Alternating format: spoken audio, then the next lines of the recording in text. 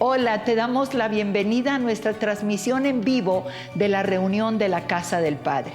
Hemos preparado un hermoso tiempo para conectarnos con el corazón de Dios. Así es que sigue las instrucciones. Número 1, prepara tu palabra, la Biblia, para lo que Dios va a hablar. Número 2, tus implementos para tomar nota de lo que Dios quiere hablarnos. Número 3, en lo posible, utiliza tus audífonos para no distraernos. Vamos a tener un tiempo maravilloso. Bienvenidos.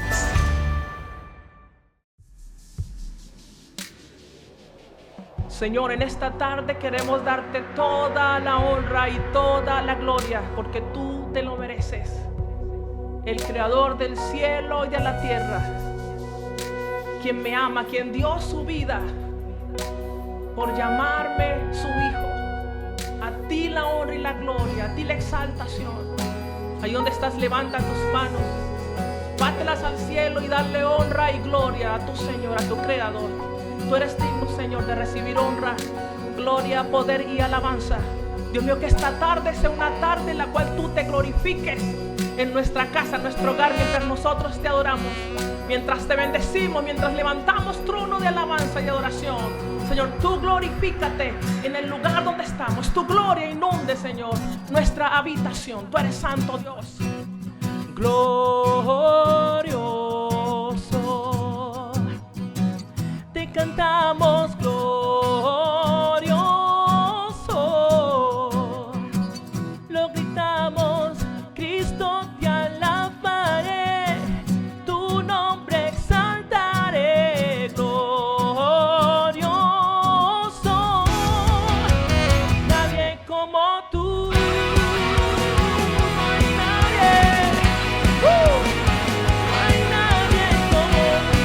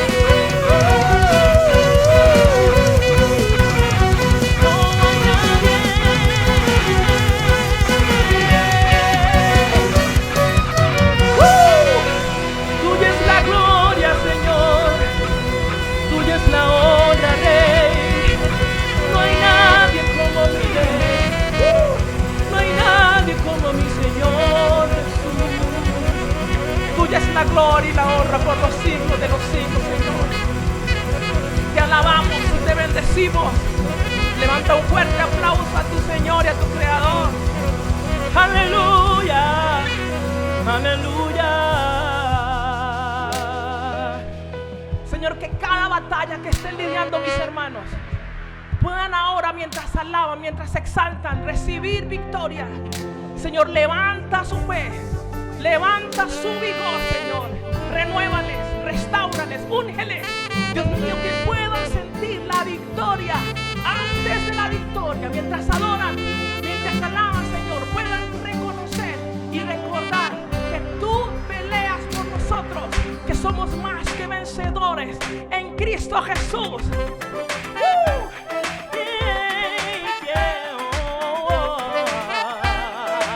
¿Por qué no haz un grito de júbilo?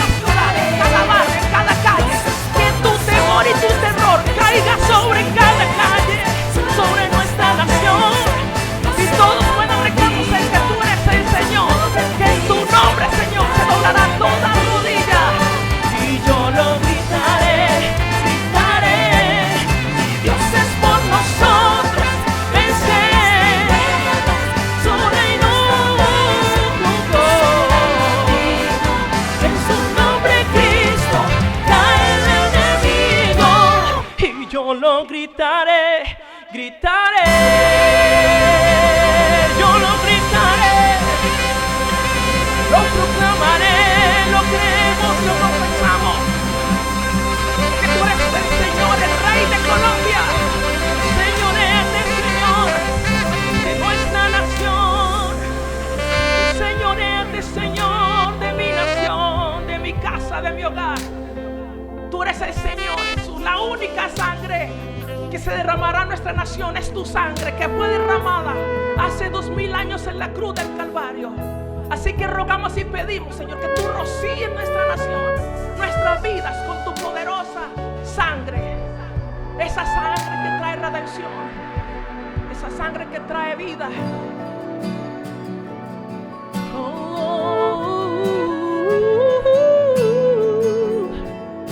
Oh, preciosa sangre, preciosa sangre, preciosa sangre que se derramó.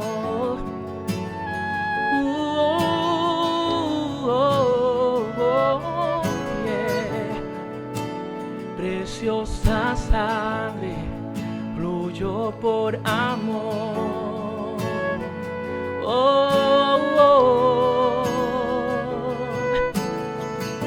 Sobre ti el dolor, tus venas lloraron. Jesús, Jesús, Jesús. Oh, dile, hay poder en la sangre. Hay poder en la sangre que fluyó por amor. Hay poder en la sangre que él derramó.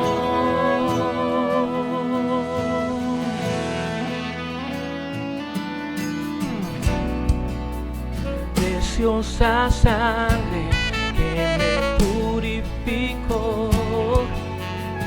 Oh, preciosa sangre,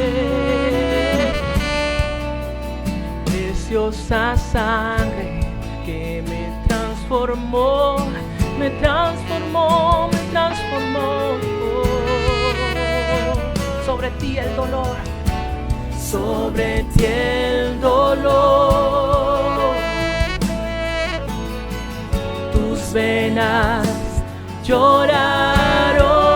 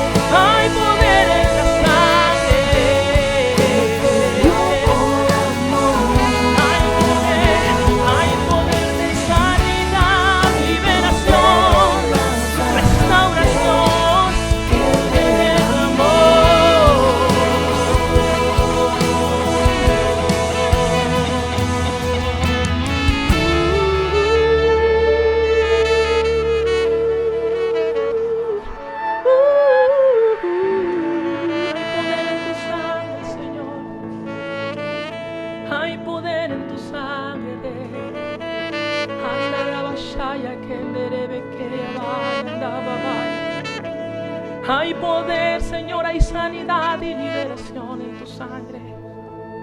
En tu sangre, Rey.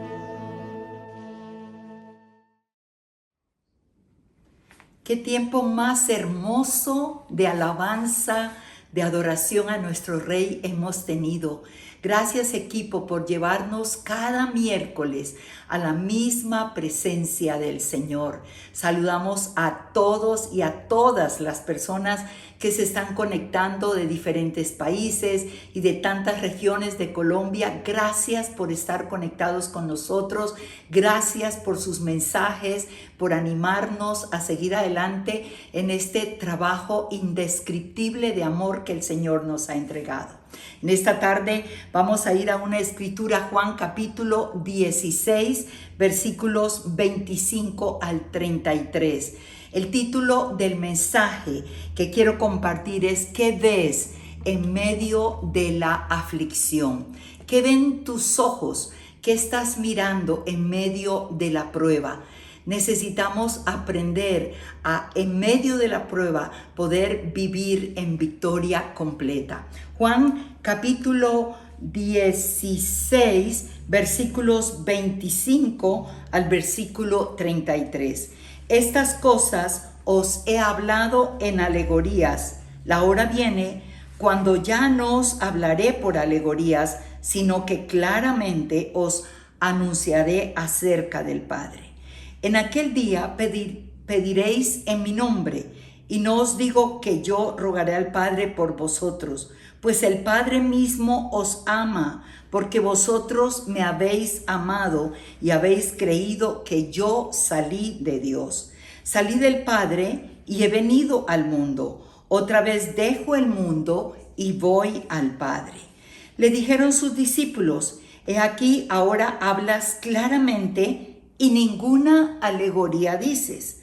Ahora entendemos que sabes todas las cosas y no necesitas que nadie te pregunte.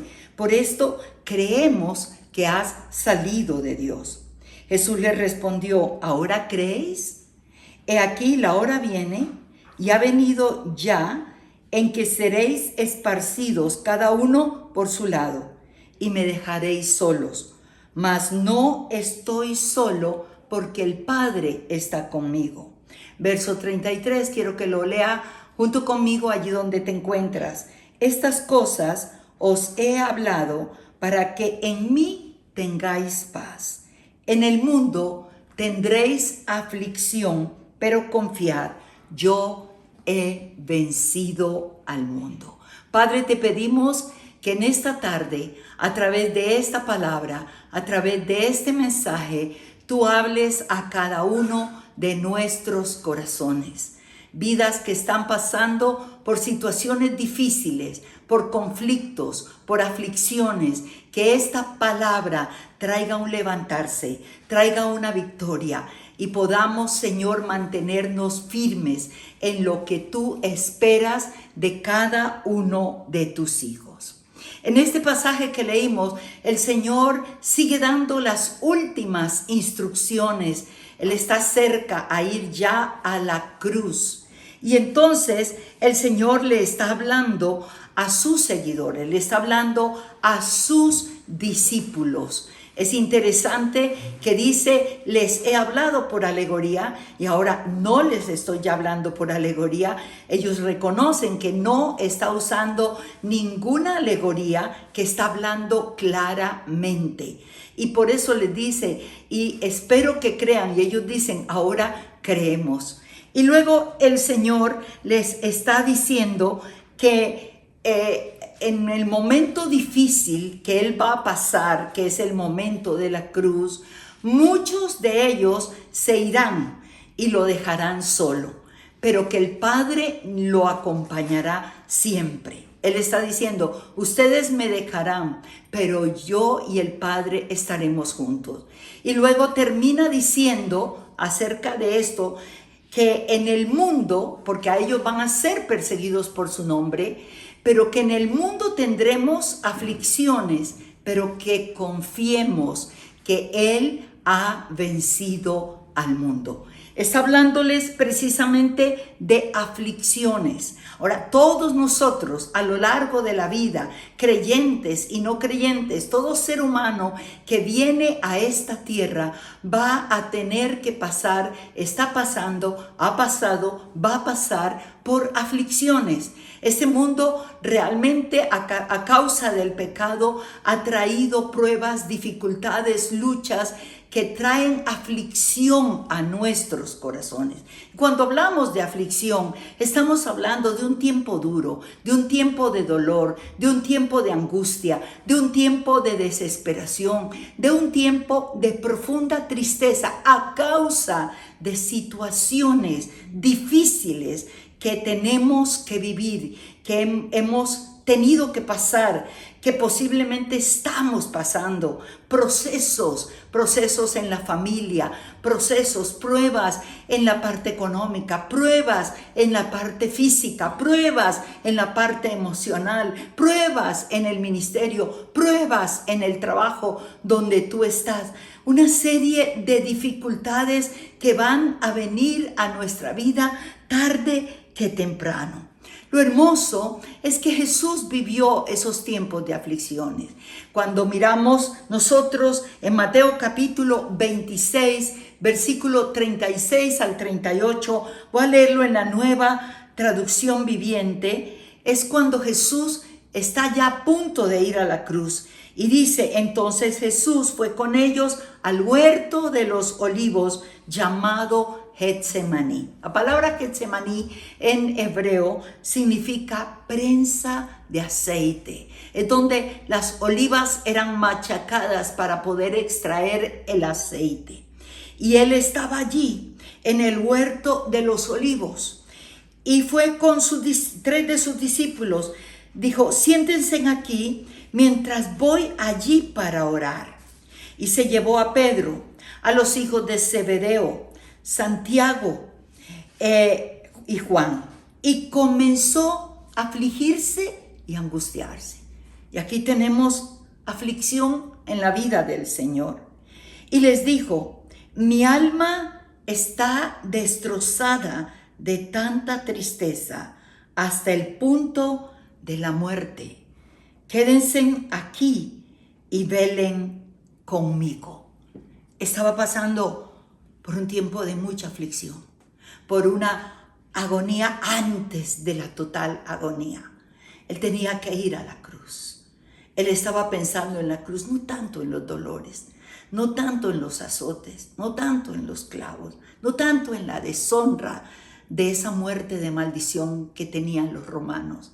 Estaba pensando en lo que él tenía que entregar por ti y por mí y tener que asumir el pecado, nuestro pecado. Y al asumir el pecado, su agonía más grande es que su Padre, que había estado con él desde la eternidad, al venir aquí a la tierra todo el tiempo en su ministerio, el Padre que no lo había dejado, que él recuerda y dice, ustedes me dejarán, pero el Padre está conmigo, a causa del pecado.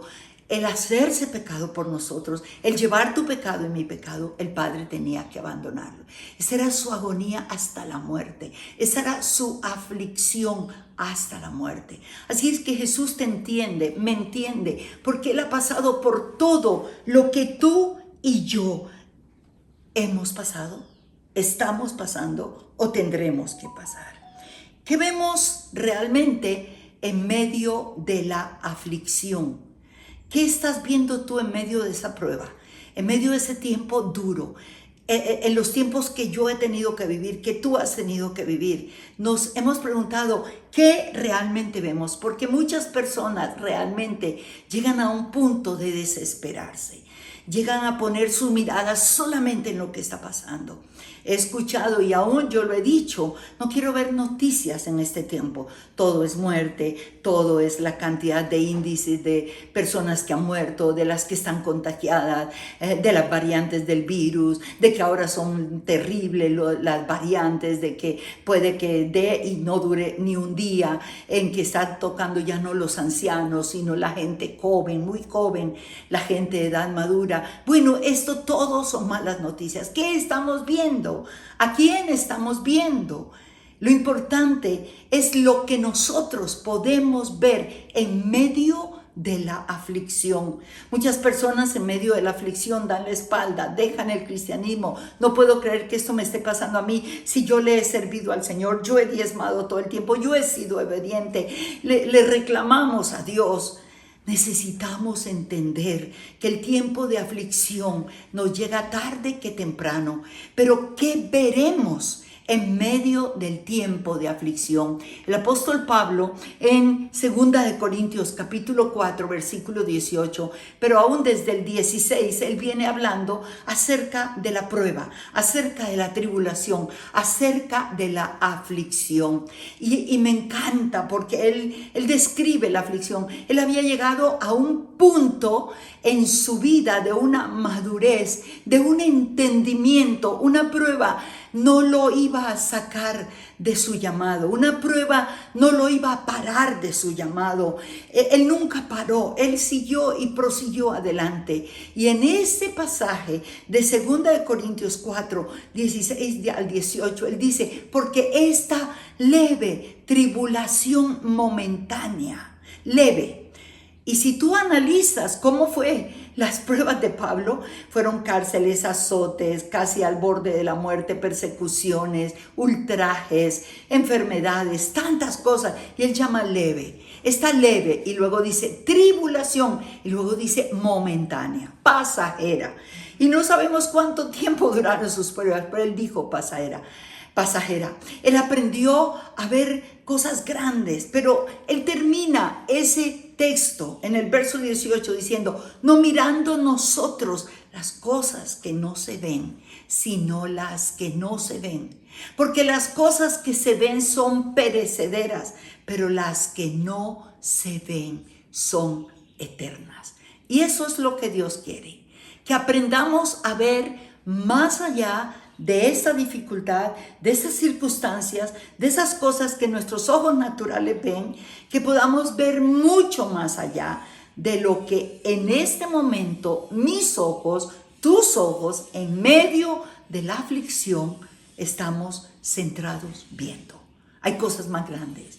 Cada aflicción trae una recompensa grande. Cada aflicción trae una gloria diferente. Cada aflicción trae cosas increíbles. La noche no dura toda la vida. La tempestad no dura todo el día ni toda la noche. La oscuridad traerá luz. El proceso traerá gloria. Y toda aflicción traerá más bendiciones que destrucción.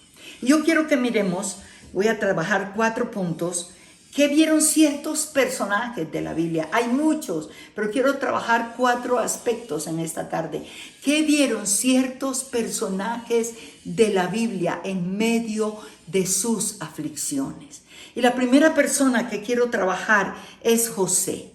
Recuerde que José a los 17 años fue arrancado del hogar paterno, de ese padre que lo amaba más que a todos sus hermanos, de ese José que era tan obediente, tan sometido a su padre. Vamos a ver qué vio José en medio de su aflicción. Y la primera cosa que José aprendió a ver en medio de la aflicción fue el propósito de Dios para su vida. Grábelo, escríbalo bien fuerte. El propósito de Dios para su vida.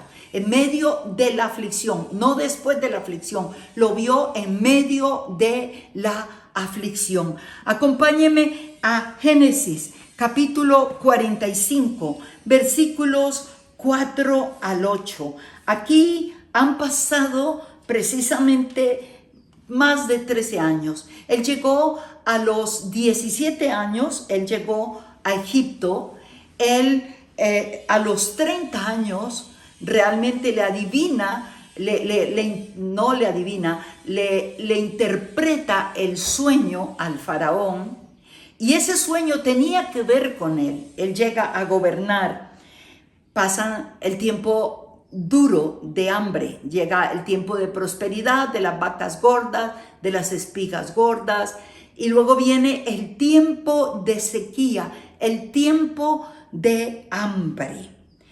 Vienen sus hermanos para comprar, usted conoce todo el proceso, y luego él está pidiendo que le traigan a Benjamín.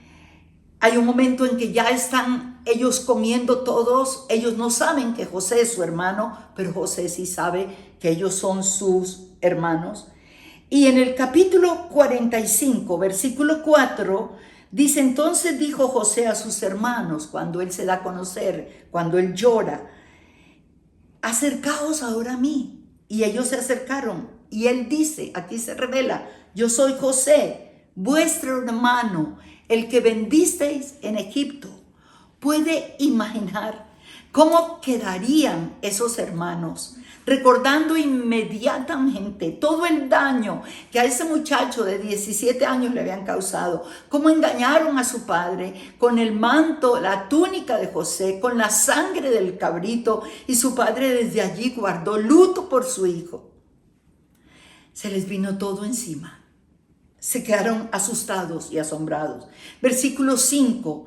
Ahora pues, no se entristezcan, ni os pesen de haberme vendido acá. Porque aquí está el propósito. Porque para preservación de vida me envió Dios delante de vosotros. Pues ha habido 2 años de hambre en medio de la tierra, y aún quedan 5 años más de hambre, en los cuales no habrá ni arada ni siega. Y Dios me envió delante de vosotros para preservaros posteridad sobre la tierra y para daros vida por medio de gran liberación. Así pues, no me enviasteis vosotros acá, sino Dios, quien me ha puesto por padre de Faraón y por señor de toda su casa y por gobernador de toda la tierra de Egipto. ¡Wow! ¡Qué hermoso! José tenía 17 años cuando llegó a Egipto, y llegó a Egipto como esclavo, pero él no dijo: Dios, ¿por qué me diste sueños? ¿Por qué mi padre me puso una túnica real? Yo no te entiendo. ¿Dónde está todos esos sueños? No, él llegó a Egipto con el convencimiento de que había un propósito para su vida, y aprendió a ver el propósito. Aquí es el final, cuando se encuentra con sus hermanos. Dice: no fueron ustedes, no, tranquilos, no se angustien, no, fue Dios el que me trajo a Egipto, no fueron ustedes los que me vendieron, fue Dios quien me trajo a Egipto. Póngale cuidado. Y él me trajo con un propósito, para preservar nuestro pueblo, porque somos el pueblo de Dios, como le habló a nuestro padre Abraham. El hambre que iba a venir sobre la tierra era mucho, y Dios me escogió a mí para traerme aquí, para poder almacenar toda la riqueza del trigo, para que no haya hambre, para que el pueblo de Dios no perezca. Y se lo repitió: no fueron ustedes, fue Dios. Pero no hubo una raíz de amargura, no hubo señal de amargura. Él recuerda lo bueno, dice: Dios ha sido grande y me ha puesto por padre de Faraón, por señor de su casa y por gobernador de la tierra de Egipto. Él vio el propósito. Ahora, el dolor ya había pasado, pero siempre lo vio. Si usted mira, él entendió desde los 17 años el propósito de Dios. Génesis capítulo 39, cuando es comprado por Potifar, y allí es llevado como esclavo. Versículo 1 en adelante. Llevado pues José a Egipto, Potifar, oficial de Faraón, capitán de la guardia, varón egipcio, lo compró de los ismaelitas que lo habían llevado allá. Mas Jehová estaba con José, y fue varón próspero, y estaba en la casa de su amo el egipcio. Y vio su amo que Jehová estaba con él, y que todo lo que él hacía, Jehová lo hacía prosperar en su mano. Hacía yo gracia en sus ojos, y le servía, y le hizo mayordomo de su casa, y entregó en su poder todo lo que tenía. Llegó como esclavo, no se quejó, no se lamentó, que tuvo dolor, claro, lloró a su padre, lloró su casa, lloró su tierra. En su casa él tenía esclavos, ahora él era un esclavo.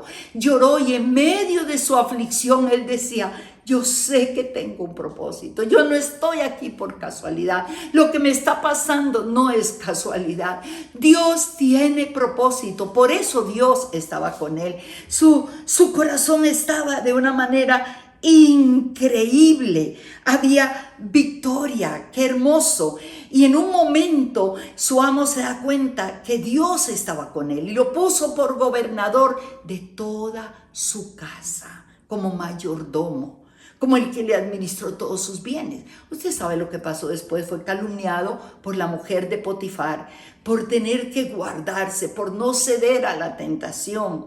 Y él tuvo que huir, y la mujer lo calumnió diciendo que la había querido violar. Lo enviaron a la cárcel, de la cisterna a la esclavitud, de la esclavitud a la cárcel. No hubo queja, no hubo lamento contra Dios. Como esclavo sabía, conocía. Era oficial de Faraón. Allí como esclavo él aprendió a conocer acerca del reino, del imperio egipcio a través de su amo. Ahora llega a la cárcel, y en la cárcel por la calumnia lo metieron. Y aquí lo vemos. Sigue viendo el propósito. Capítulo 39, versículo 21 dice: pero Jehová estaba con José y le extendió su misericordia y le dio gracia a los ojos del jefe de la cárcel. Y el jefe de la cárcel entregó en mano de José el cuidado de todos los presos que había en aquella prisión. Todo lo que se hacía allí, él lo hacía. No necesitaba entender al jefe de la cárcel cosa alguna de las que estaban al cuidado de José, porque Jehová estaba con José. Y lo que él hacía, escuche, está en medio de la aflicción, está en medio de una calumnia, está en medio de la cárcel. ¿Qué haces tú cuando te quitan la honra, la dignidad, cuando lo que están hablando de ti no es verdad? ¿Qué haces tú? Defenderte, gritar, hacer esto, lo otro. No. Él no lo gritó, él fue al lugar de la cárcel. Él sabía que él estaba en la cárcel porque había un propósito de Dios. En la esclavitud había un propósito, en la cárcel. Estuvo con los presos, allí estuvo con el copero, con el panadero. Él estaba absorbiendo sin querer todo lo que tenía que ver con el más grande imperio mundial de ese tiempo. José, en medio de la aflicción, aprendió a ver su propósito. ¿Qué estás viendo tú? Hay propósitos a corto plazo, hay propósitos a largo plazo. Hay cosas que Dios está trabajando en tu familia, que Dios está trabajando en tu ministerio, que Dios está trabajando en tu relación matrimonial. Hay cosas que Dios está haciendo y quiere que tú entiendas el propósito de por qué estamos pasando por esa aflicción. José llegó a ser segundo en el reino, la mano derecha del faraón. Pudo decirle a sus hermanos: no fueron ustedes, Dios estaba en todo esto, Dios nunca me ha dejado. Porque cuando tú entiendes en medio de la aflicción lo que Dios quiere hacer, pero Ina, yo necesito que me mande un profeta. No, tú necesitas tiempo con Dios, y allí tú vas a ir entendiendo lo que Dios quiere que aprendas para poder llegar al cumplimiento de ese propósito maravilloso. Número 2, seguimos hablando de José. ¿Qué vio José en medio de la aflicción? Vio fructificación. Él no vio desolación. Él no vio, la amargura no pegó por su corazón en ningún momento. El miércoles pasado la pastora Susan estuvo hablando acerca de la raíz de amargura, y esto se complementa porque José, al llegar realmente a Egipto, jamás se quejó, jamás albergó una raíz de amargura. Él vio fructificación, no solamente su propósito, él vio fructificación. Acompáñenme un capítulo más allá del 40 al 41. Vamos a mirar el versículo 46 en adelante al 52. Póngale atención, es hermoso. Número 1, vio propósito de su vida. Número 2, vio fructificación. Mucha gente ve solo desolación, mucha gente ve solo pérdida, mucha gente solo ve la ruina. Necesitas levantar tus ojos, mirar al Señor, preguntarle al Señor, vivir en esta dimensión que vivió José. Él dice, el versículo 46, era José de edad de 30 años cuando fue presentado delante de Faraón, rey de Egipto. Y salió Josué de delante de Faraón y recorrió toda la tierra de Egipto. En aquellos 7 años de abundancia la tierra produjo a montones. Y él reunió todo el alimento de los 7 años de abundancia que hubo en la tierra de Egipto.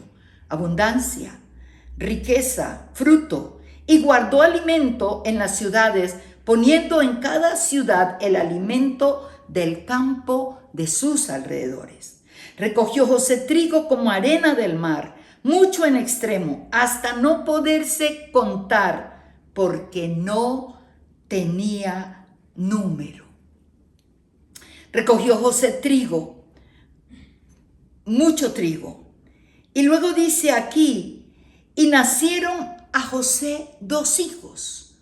Antes que viniese el primer año de hambre. O sea, termina la abundancia y antes de que venga el año de hambre, empiece el hambre, dice que le vinieron, tuvo 2 hijos, los cuales los dio a luz Asenat, hija de Potifera, sacerdote de On.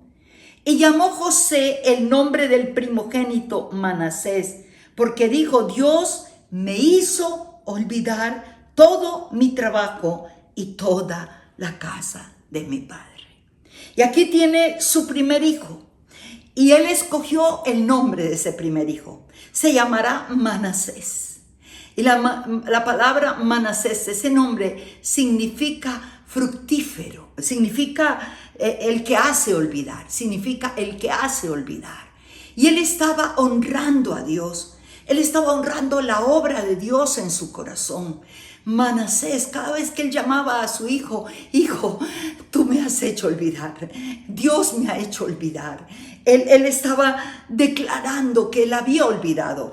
Está hablando de que él no recordaba con amargura lo que sus hermanos le hicieron. Él recordaba que él había perdonado, que su corazón estaba libre. Le he perdonado, porque no fue fácil al principio. No crea que esto fue instantáneo. Tuvo que haber un proceso. Usted podrá pasar mejor el tiempo de aflicción, mejor el tiempo de prueba, cuando su corazón está libre de resentimiento, libre de rencor, libre de amargura. Usted estará en línea con Dios. Usted estará en la etapa de Manasés, porque el perdón legítimo es el que olvida el dolor. Eso se traduce en una sanidad del corazón. Es hermoso cuando usted va al capítulo 11 de Job, uno de mis capítulos hermosos y preferidos. Es tan precioso cuando realmente Job, en medio de su aflicción, está recibiendo el ataque de sus amigos sentados al frente, sacando conclusiones ellos y condenándolo. Pero este pasaje, aunque es una de las acusaciones de estos amigos contra Job, tiene una gran verdad. Y yo quiero que usted la entienda, porque Manasés significa olvido. Ha perdonado y ha olvidado. Y dice aquí, si tú dispusieres tu corazón y extendieres a él tus manos, si alguna iniquidad hubiere en tu vida y la echares fuera de ti, y no consintieres que more en tu casa la injusticia. Habla de 4 aspectos: levantar nuestras manos al Señor, extender a Él sus manos para pedir ayuda. Si hay alguna iniquidad que hubiera en nosotros y la echaremos de nosotros y no consintiéremos que more en tu casa, en tu familia, en tu corazón, realmente la injusticia, vienen los resultados. Si perdonamos, si olvidamos, entonces levantaremos nuestro rostro limpio de mancha. seremos fuertes, nada temeremos. Y esta parte me encanta. Y olvidarás tu miseria. Olvidarás tu miseria.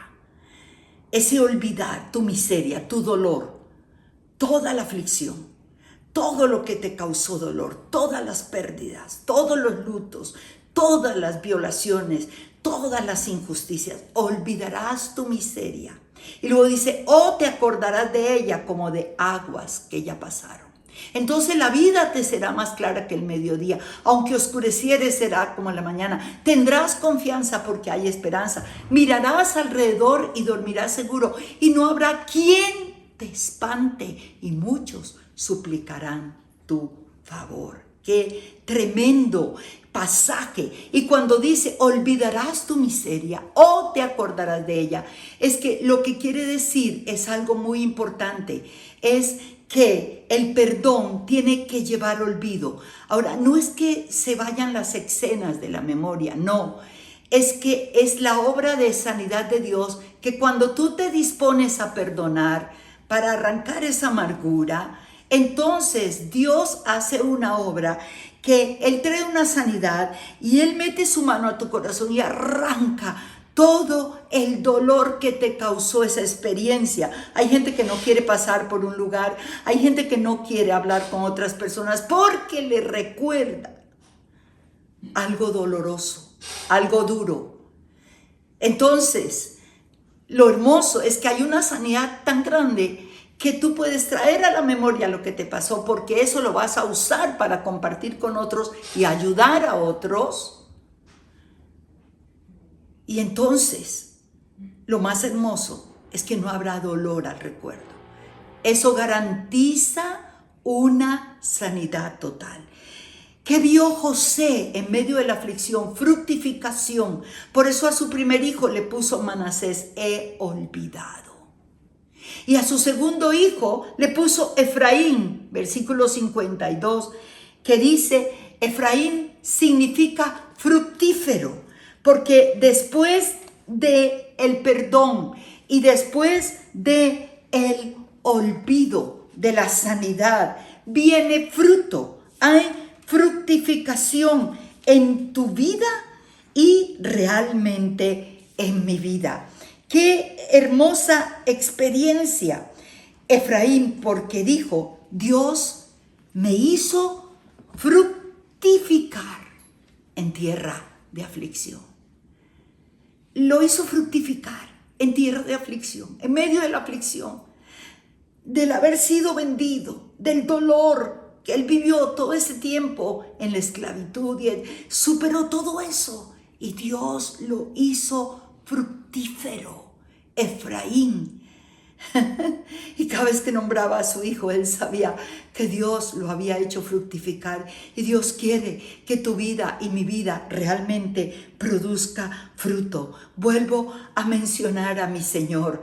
Él vivió eso. Él vivió la aflicción. Por eso cuando tú vas al libro de Isaías, en el capítulo 53, versículos 10 y 11, hablando de los sufrimientos del Mesías, dice, con todo eso, Jehová quiso quebrantarlo, sujetándole a padecimiento. Dios haciendo esto, el dolor, el quebrantamiento, ¿en quién? En su Hijo, porque era necesario para que nos pudiera redimir.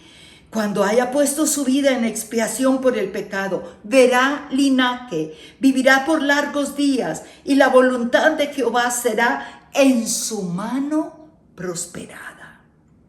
Verso 11, verá el fruto de su aflicción, verá el fruto de su aflicción, de su alma, y quedará satisfecho.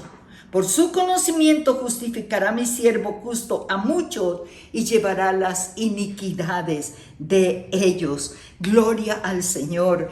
Él tenía que pasar por eso. Por eso él dijo en Juan capítulo 12, versículo 24, si el grano de trigo no cae en tierra y muere, no puede llevar fruto. Pero si cae y muere, llevará mucho fruto. ¡Qué hermoso! Por eso es que cuando llegamos a Hebreos capítulo 12, el versículo 1 y 2, cuando está hablando el escritor a los hebreos de la carrera cristiana y dice, que tenemos testigos, que corramos esta carrera sabiendo que hay testigos, los que vivieron por aflicciones y luchas, por una fe inquebrantable. Y dice alrededor de muchos testigos que necesitamos entender que necesitamos correr esta carrera de una manera correcta. Dice, nosotros también teniendo en derredor tan grande nube de testigos, despojémonos de todo peso y de pecado y corramos con paciencia la carrera que tenemos por delante. Y luego dice el escritor a los hebreos, puestos los ojos en Jesús, el autor y consumador de la fe, el cual por el gozo puesto delante de él sufrió la cruz, menospreció el oprobio y se sentó a la diestra de Dios en el trono. Qué tremendo, ¿cierto? Aquí vemos a un hombre llamado José, que en tiempo de aflicción vio, número 1, el propósito de Dios para su vida. Número 2, vio fructificación.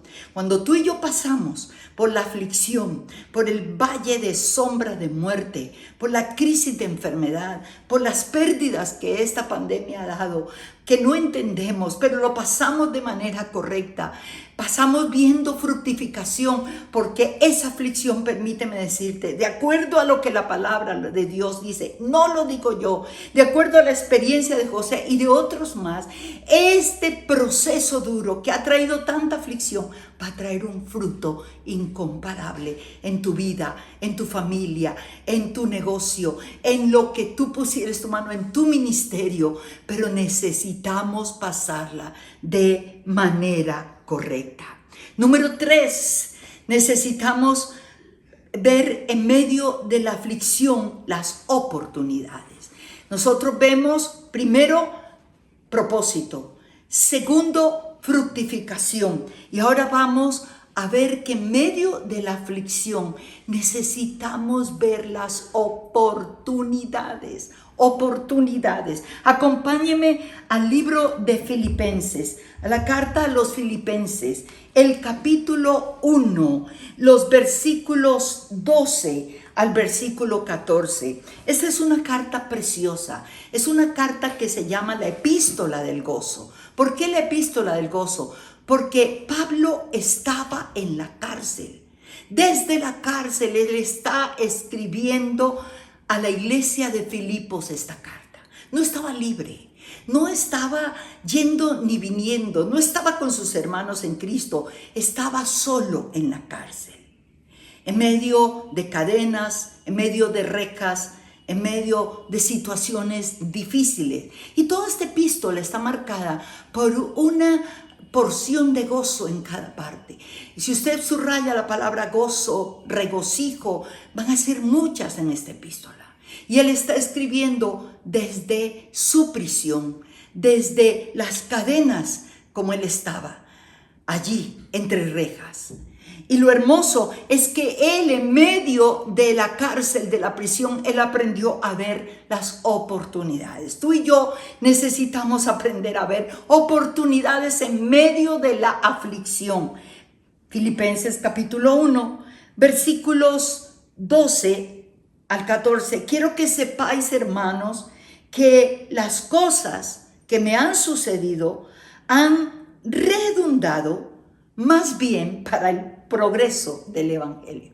Él no está diciendo, han sido terribles, estoy aquí sintiéndome desgraciado. ¿Por qué me tenía que pasar esto a mí? Si yo desde que me convertí le serví al Señor con pasión, con gozo. No hay lágrimas, hay gozo. ¿Por qué? Porque Pablo fue el hombre que aprendió a ver oportunidades en medio de las aflicciones. Usted y yo necesitamos aprender esto. Oportunidades en medio del dolor y en medio de las aflicciones. Y él dice, lo que me ha sucedido ha redundado más bien para el progreso del evangelio. En una palabra, para que lo entienda mejor, el diablo quiso acabarme, pero se quedó estrellado, porque lo que estoy viviendo en la cárcel es un avivamiento. Versículo 13, de tal manera que mis prisiones se han hecho patentes en Cristo, en todo el pretorio y a todos los demás oportunidades. Mira qué hermoso. Me encerraron, pero fue una enorme oportunidad. Anhelaba llegar a Roma para predicar el evangelio. Me metieron a la cárcel y lo estoy predicando de una manera gloriosa. Cada ciertas horas me cambian la guardia. 4 soldados vienen para custodiarme, y esos 4 soldados que vienen a custodiarme se van con Cristo en su corazón, se van levantados, se van animados. No les ofrezco una religión, una mitología, les ofrezco una relación con Cristo. Ustedes no imaginan qué cantidad de soldados se han entregado a Cristo. Con lágrimas en los ojos, atrás de las rejas, los puedo ver quebrantados. De tal manera que en todo el pretorio romano se habla de mi Cristo, se habla de este mensaje del evangelio.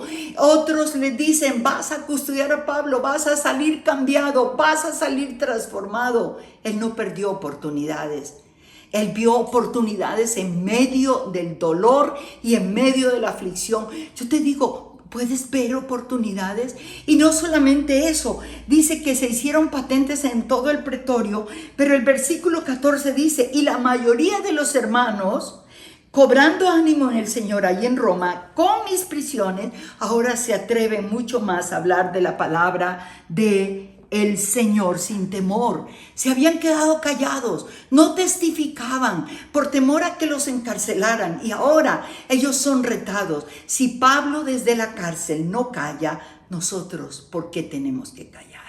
Cuando llegó esta pandemia, las iglesias, los lugares donde nos reuníamos, no pudimos reunirnos más.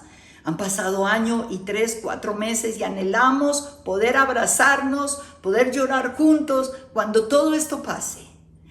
Nosotros no estábamos en Bogotá, y como se los hemos dicho muchas veces, estábamos sin herramientas. Pero ¿sabe qué? Dios fue grande, Dios es maravilloso. Dios nos enseñó. Muchos de mi nieto, las generaciones jóvenes nos enseñaron. La palabra no estaba presa, como le dijo Pablo a Timoteo: estoy en la cárcel, pero la palabra no está presa. Esta palabra ha salido, esta palabra está fluyendo. Gracias por los que se están conectando desde Chile, desde Argentina, desde Nicaragua, desde México lindo y querido, desde España, desde Estados Unidos, desde países de Europa, de Canadá, tantos lugares hermosos conectados con nosotros.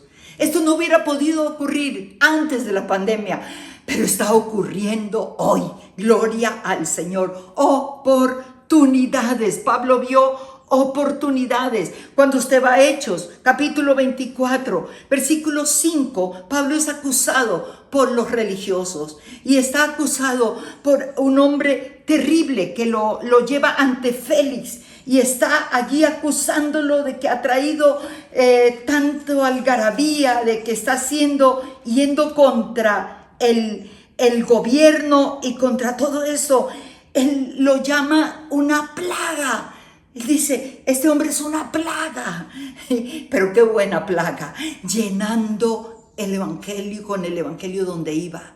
Y allí, cuando se le dio la oportunidad, Félix le dio la oportunidad de hablar y de defenderse. Su mensaje fue tan contundente que Félix tuvo que decir: llévenlo allá y denle en libertad. Y a los días que siguieron, dice el versículo 24, el capítulo 24, algunos días después, viniendo Félix con Drusila, su mujer, que era judía, llamó a Pablo y le oyó acerca de la fe en Jesucristo. Y cuando usted va al capítulo 26, versículo 27 y versículo 28, encontramos a Pablo, sigue la defensa ahora ante Agripa, y le habla, le da su testimonio y le sigue hablando, y Agripa está tan tocado y le concluye diciéndole en el versículo 27 del capítulo 26: ¿crees, oh rey Agripa, a los profetas? Yo sé que crees. Entonces Agripa dijo a Pablo: por poco me persuades, Pablo, a ser cristiano. ¿Sabes? Pablo no perdió oportunidad. Yo quiero decirte esto: necesitamos aprender a ver las oportunidades en medio de toda situación. Hace unos años atrás, yo tuve que, voy mucho a México y tenía que predicar en México. Habíamos estado con mi esposo pasando un mes de vacaciones con nuestros hijos en California y luego pensé yo al regresar, esos eran los días donde todos los países nos pedían visa. Y yo dije a mi hijo, ¿qué hago?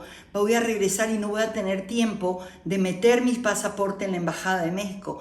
Mi hijo me dijo, mami, aquí tú la puedes sacar en el consulado de México, aquí en Los Ángeles. Y me llevaron y fue maravilloso porque me dieron una visa por un año, múltiples entradas, cuando en Colombia tenía que sacar una cada vez que iba a México. Así es que yo feliz pregunté a la gente, ¿y hasta cuándo tengo esta visa? Dice, a partir de su primera entrada hasta que se cumpla un año. Así es que yo tuve una libertad de ir y de venir a México, no tenía problemas. Por un año entré, salí de México y ya faltaba, según eso, 15 días y tenía que estar en Toluca, México, en la iglesia del pastor Armando Altusi. Y cuando entré a Ciudad de México, cuando yo entro, esa tarde nunca me olvido, normalmente revisan rápido, pero revisó con detalle y me dice la gente de migración, su visa está vencida. Le digo, no, me dice, está vencida hace 8 días. Y yo dije, no puede ser porque me faltan 15. No era desde el día que entraba por primera vez con esa visa, era desde el día que me la dieron y efectivamente estaba vencida. Y por más que le insistí, le rogué y todo, no, me dijo, no podemos. Habían varias personas que nos tocó ir a la oficina de migración allí. Y empezaron a atendernos. Bueno, para mí fue una lucha. Total, es que fui la última, ya me atendieron y fue tan lindo porque el agente de migración decía, mire señora, yo le creo, pero no puedo hacer nada. Ya eran las 5 de la tarde. Dijo, nos va a tocar dejarla aquí, mañana tiene que regresar, la tenemos que deportar otra vez. Eso fue una tarde bien crítica. Pero fue mi oportunidad. 5 de los empleados de migración, 5, esa tarde recibieron a Jesús como su Salvador personal. Y fue que Dios me dio gracia con ellos. Tanta gracia que el jefe mayor dijo, usted va a tener que pasar toda la noche en unas habitaciones que tenemos custodiadas, prácticamente una cárcel dentro del aeropuerto, del nuevo aeropuerto, de la Terminal 2. Y entonces me dijo, allí no va a tener oportunidad de comer, yo le voy a dar mi comida que traía, que les enviaban en cajitas de desechables. Y luego una de las agentes le dijo al jefe, y yo voy a traer un colchón nuevo que hay allí, porque allí solamente hay una silla y ella va a tener que pasar toda la noche. Me dieron todos los cuidados, me llevaron a una celda dentro de la Terminal 2 y la mujer que me llevaba, la agente, hermosísima mujer, ella me decía, no queremos hacer esto, usted se ve una dama, pero nos toca hacerlo, entiéndanos. Fue algo tan maravilloso, amados. Fue una noche larga, oscura, pero cuando ella me llevó ya a la habitación, afuera habían 2 guardas, ella se quedó allí, dentro de las rejas. Ella se cercioró de que yo estuviera cómoda y luego ella duró 1:30 conmigo allí y me dijo, hoy día tú me hablaste de Jesús. Y Jesús entró a mi corazón y yo tengo que decirte, yo he sufrido esto y lo otro, y allí derramó por 1:30 su corazón. Había sido abusada desde niña, violada por familiares, había vivido una vida tremenda, 1:30 para hacer una restauración de sus emociones, para llevarla no solo a la salvación, sino a una sanidad emocional increíble. Nos abrazamos, lloramos, tuvo que salir, me recomendó a los guardas. A las 5 de la mañana tenían que recogerme para llevarme ahora sí al avión y devolverme a Colombia. Pero había sido una noche fructífera, una noche gloriosa, maravillosa. No tengo tiempo de dar todos los detalles. Yo volví a Colombia, regresé al otro día a Colombia, llegué a Bogotá A las 9 de la mañana llegué a mi casa, o sea, fui un día, volví al otro, no pude predicar, obviamente, no pude llegar, tuvieron que arreglar allá y solucionar, pero me quedó un sabor maravilloso de las 5 vidas, pero especialmente ella. Yo le dejé mi correo electrónico, en ese tiempo no había WhatsApp ni nada de esas cosas, y 15 días después ella me envía un correo con esta hermosa historia. El título del mensaje, del correo electrónico fue: las cosas terribles, Dios las usa para bien. Y entonces me dice: pastora, le estoy escribiendo, usted no sabe lo que mi vida fue cambiada y fue transformada desde esa inolvidable noche. Para que usted lo entienda, como usted me lo dijo, que a los que amamos a Dios todas las cosas nos ayudan a bien. Yo quiero decirle, ahora estoy ubicada ya en una iglesia, estoy yendo, mi vida ha sido transformada, pero quiero escribirle esta historia que tiene que ver con lo que yo viví. Entonces ella cuenta allí, escribe la historia. Había un rey que tenía un siervo que amaba mucho y tenía una relación maravillosa con ese siervo. Este rey le gustaba la cacería, constantemente salía con su siervo y otros más a la cacería, a la selva. Una de esas salidas, él fue y había un león.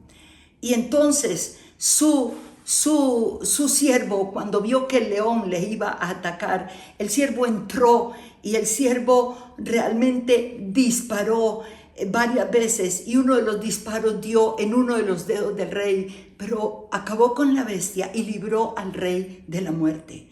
Pero el rey estaba tan furioso por la pérdida de su dedo que cuando llegaron al reino estaba tan furioso que lo mandó a la cárcel. Lo culpó de todo lo que él había vivido y le negó que él había sido un siervo fiel. Tú acabaste con mi dedo. Él duró varios tiempos en la cárcel. El rey siguió yendo a la cacería, y en una de esas idas a cacería, una tribu lo raptó, lo cogió, lo llevó a su tribu.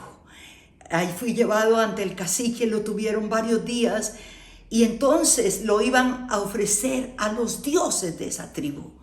Esa era la costumbre, de que los que cogían presos eran ofrecidos en sacrificio. Ahí estoy leyendo yo la historia conmovedora, y dice que en el momento en que todo el ritual estaba preparado para ofrecerlo en sacrificio, el rey estaba con todo el pueblo y con todos sus soldados, y el rey dice: ahora examinen al hombre para presentárselo a nuestro Dios.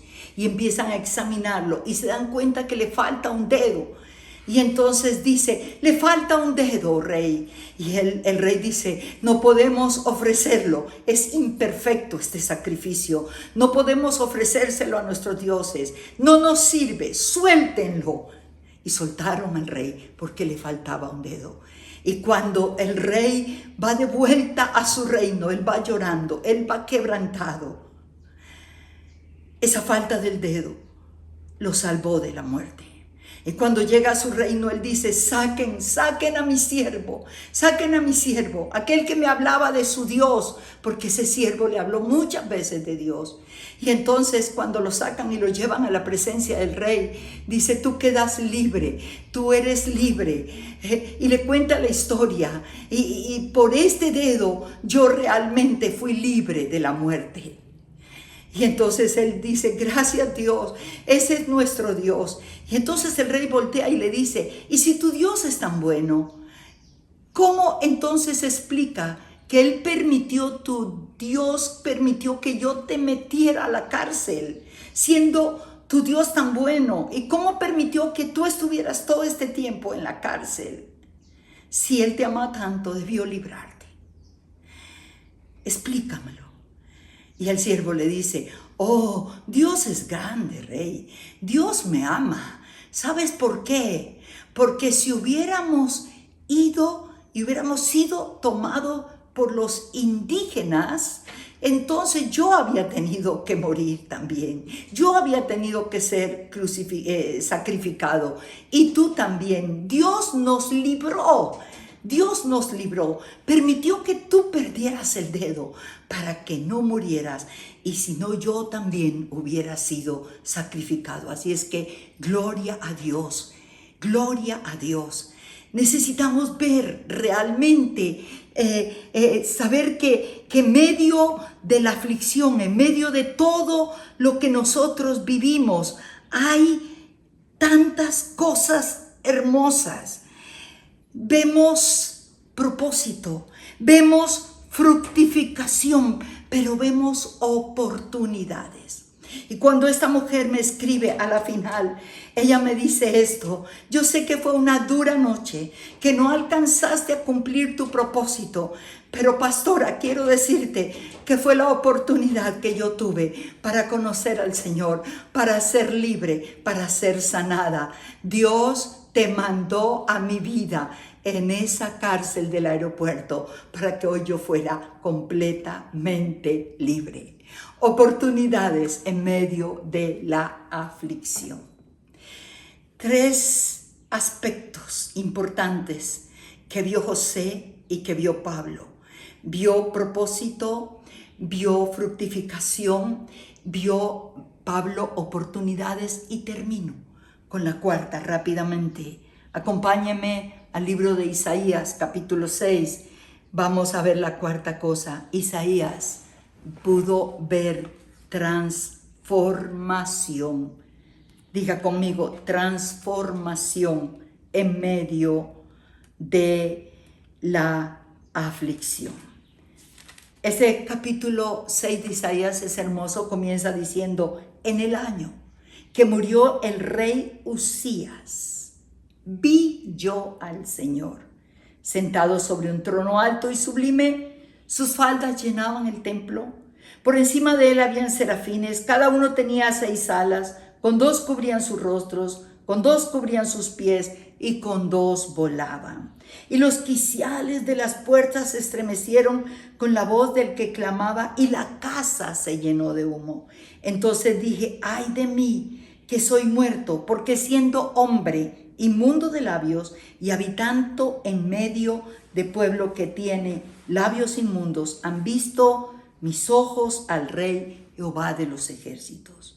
Y voló hacia mí uno de los serafines, teniendo en su mano un carbón encendido, tomado del altar con unas tenazas, y tocando con él sobre mi boca, dijo: he aquí que esto tocó tus labios, y es quitada tu culpa y limpio tu pecado. La pérdida de Uzías, el rey, fue dolorosa para Isaías. Trajo tanto dolor y tanto duelo, porque Uzías era pariente de Isaías. Y fue un rey que gobernó más de 52 años, llevó a la nación a un poderío militar, a un poderío económico, a una gloria. Murió leproso porque el orgullo se apoderó de él y terminó recluido. Gobernó a distancia a su hijo. Cuando murió Uzías, Isaías sintió que se le había acabado todo. Eran tan cercanos. Isaías ya estaba en el ministerio. Capítulo 5 habla de los ayes hacia la nación que él tiene que dar. 6 ayes. Había mucho dolor, había mucho duelo por la pérdida, como muchos posiblemente en medio de la aflicción por la pérdida de seres queridos. Pensando qué va a pasar con la nación. Murió este gran rey. ¿Cómo va a quedar la nación? ¿Cómo va a ser la parte militar, la parte contra los enemigos, la parte de la economía? ¿Qué va a pasar? Como estamos pensando de Colombia, ¿qué va a pasar con Colombia? Y en medio de su dolor y de su aflicción fue a buscar a Dios, fue a la casa de Dios. Y al entrar en la casa de Dios, vio al Señor. Y tú preguntas, pero el profeta no lo había visto antes. Sí, podemos verlo de otra manera, pero aquí lo vio en su majestad, sentado en un trono alto y sublime. Sus faldas llenaban el templo. Dios manifestándose y diciéndole: Uzías murió, pero yo estoy por siempre y para siempre. Mi reinado es un reinado sempiterno. Yo soy el rey, yo soy el Dios de esta nación. No temas porque yo levantaré mi nación. Lo hermoso es que en esa revelación de la santidad de Dios, de la majestad de Dios, del reinado eterno de Dios, Isaías pudo ver a Dios, pero Isaías pudo verse él. Y es allí, al ver esa santidad, los serafines, los querubines, la manifestación gloriosa, él no solamente ve a Dios, y al ver a Dios se ve a sí mismo. Y él reconoce que su vida no estaba bien. Él reconoce que él había sido contaminado en todo ese reino mientras Usías vivía en medio de toda esta gente. Él reconoció que sus labios necesitaban purificación, transformación, que su corazón realmente necesitaba ser transformado. Se había contaminado con los chismes, con los enredos, con tantas cosas. Y él tiene que reconocer, ay de mí, que soy hombre pecador. Mis labios están inmundos. He estado en medio de gente inmunda. Y en medio de esa revelación y en medio de su aflicción, Dios viene, Dios lo toca y Dios lo transforma. Isaías, en medio de la aflicción, pudo ver transformación. Y es transformado de tal manera que entendió por fin su llamado. Cuando Dios dijo, ¿a quién enviaremos? ¿Quién irá por nosotros? Y él, rendido, transformado, dijo, heme aquí, envíame a mí. Es hermoso porque de allí para adelante el ministerio de Isaías nunca más fue igual.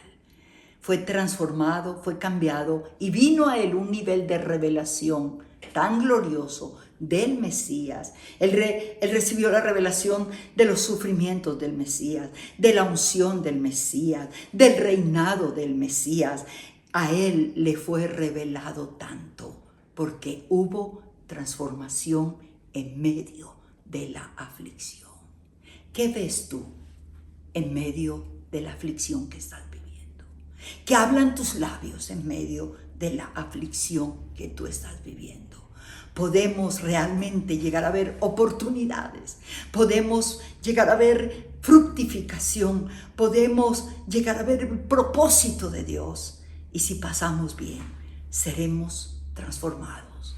Que el Señor nos ayude y que en medio de este dolor, de esta pérdida, de este proceso, de esta situación económica, de esta situación matrimonial, familiar, ministerial, cuando no sabes qué hacer, cuando has pasado noches de insomnio, podamos entender que en medio de la aflicción Dios quiere que veas no lo que está aquí al frente, no las circunstancias, sino que lo veas a Él. Él traerá fruto, traerá oportunidades, transformación y te hará entender el propósito de Él para tu vida. Padre, te damos gracias.